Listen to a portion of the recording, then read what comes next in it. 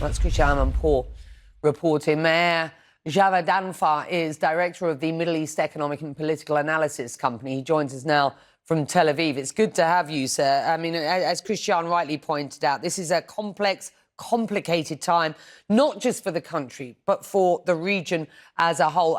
From your perspective there in Tel Aviv, that will be quite clear. Let's start with, though, how big a gap the departure from the scene, the death of Ebrahim Raisi will be for the Islamic Republic, to your mind? Well, as president, the fact that he's no longer there, the gap is not going to be very difficult to fill. President Raisi was not a very successful president in terms of the economy.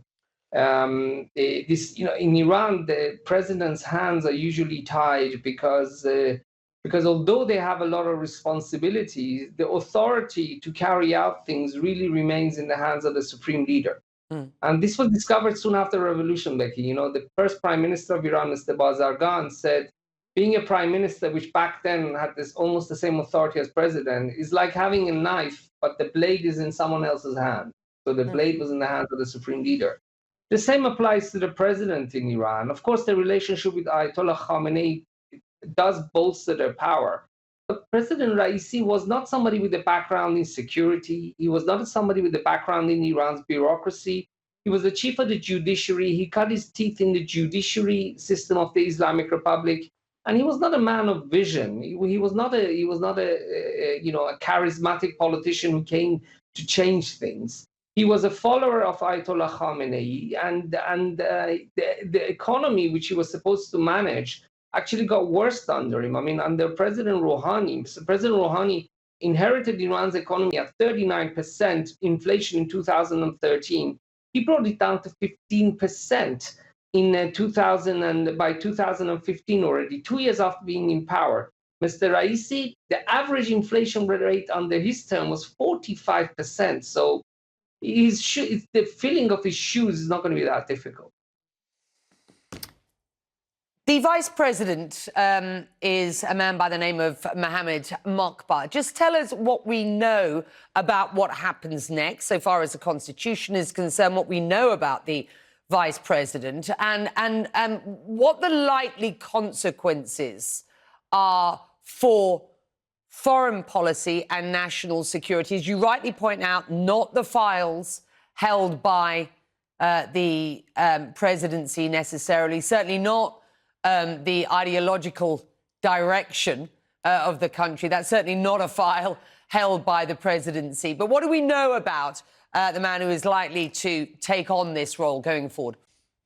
Well, Mokbar is somebody who was a senior figure in one of the foundations, economic foundations under the guise of, which is owned by the supreme leader. It is the biggest economic foundation, Setad Ijraya Farman Imam, which means the base to carry out the orders of the Imam, basically Imam Khamenei. According to a Reuters investigation, if I'm not mistaken, in 2012, it owns something at least $10 billion, if not more, the conglomerate. And this is one of the biggest conglomerates that reports directly to the supreme leader, is not subject to tax or excise. It carries tremendous political and economic weight because it has the supreme leader behind it. And Mr. Mokbar was one of the people running it. And this is where he comes from. He's somebody who's very trusted by the supreme leader.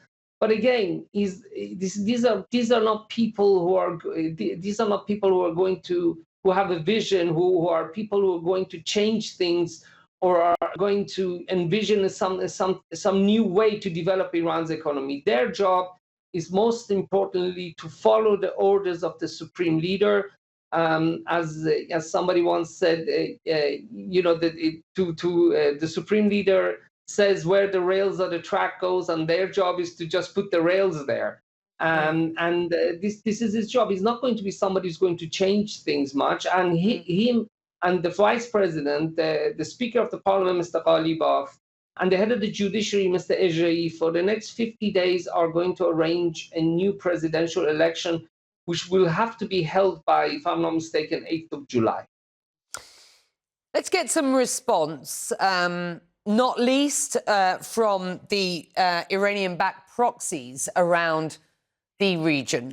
From the Houthis, our deepest condolences to the Iranian people and the Iranian leadership. Importantly, I think we should point out that goes on to say the Iranian people will continue to have leaders loyal to their people, al-Houthi said. Sincere condolences, deep sympathy and solidarity to the supreme leader and leader of the Islamic Revolution, His Eminence Saeed Ali Khamenei, to the Iranian government and to the brotherly Iranian people. We are confident that the Islamic Republic of Iran will be able, with the help of Allah, to overcome the consequences of this great loss, as the dear Iranian people have strong institutions capable of dealing with this ordeal. And similar response from the Hezbollah group and indeed a response in the same vein from Hamas. We're also getting responses from around the region.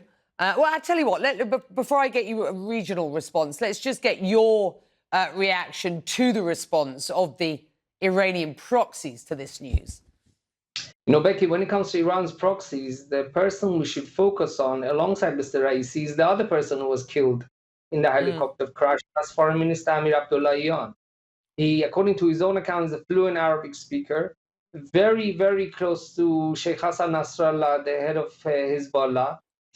He said that that prior to becoming foreign minister, when he visited Lebanon, he would stay up all night, sometimes till 4 a.m. in the morning, speaking to Hassan Nasrallah in Arabic. The two were very close.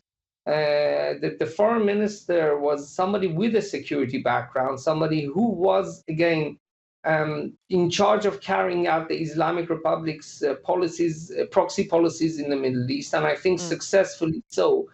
But but in terms of any change in the region, the death of Mr. Raisi and Mr. Abdullahian and others is not going to bring any change to the Islamic Republic of Iran's policies in the region, because they are set in reality. I mean, not bureaucratically, realistically, they are set by the security establishment and a very close number of confidants of the supreme leader, who set different options for the supreme leader. They present different options. They come up with new plans. Mr. Raisi was not known to be one of those people, and nor was Mr. Amir Abdullahian. So it's not expected that we're going to see much change in the Islamic Republic of Iran's policies in the region after yesterday's tragedy. It's good to have you. And to your point, Hezbollah responding to this news with the following. The Iranian president was a big brother and a strong supporter. Hezbollah in Lebanon extends its deepest condolences and feelings of sympathy for Iran's supreme leader, Iranian officials and the Iranian people's loss, a statement by the group said. Meir, it's good to have you. Thank you very much indeed.